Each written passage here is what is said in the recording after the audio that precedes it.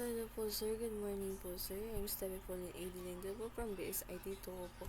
Sir, ito po yung video ko po tungkol sa pagkoconnect ng sa mga ibang devices. So, let's start. So, open lang po natin yung Cisco packet po natin.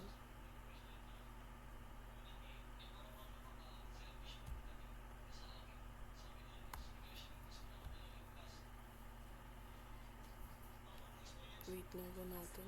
Sir, yung malalagay ko lang po ay dalawang laptop lang po kasi yun lang po yung meron ako. So, punta tayo dito.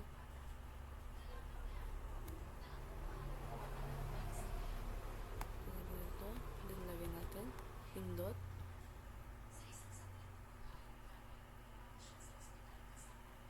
Hintayin lang natin.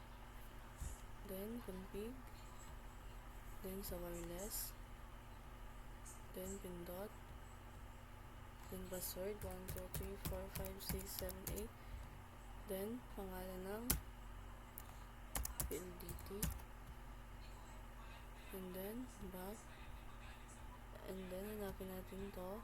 Laptop. Then, lagay natin dito. Buksan. Pantanggalin natin to. Then, palitan natin ito. Then, open.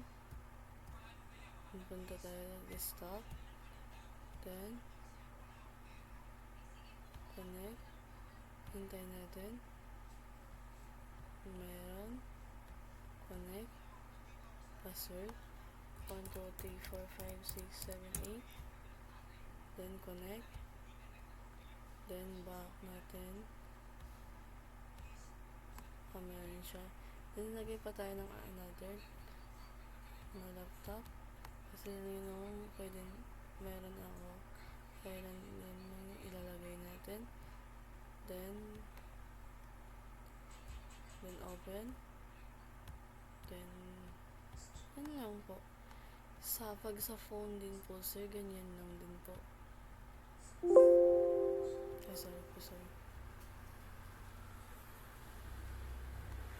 Pindot. Then, connect. Then, password natin. 1, 2, 3, 4, 5, 6, 7, 8.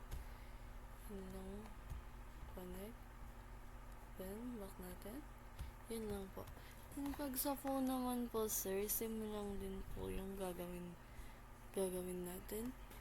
Like, ganito lang din po. Papantayan din po sa config. Tapos hanapin pa yung wireless RO. Then, pindutin po ito. Then, lagay po natin yung password.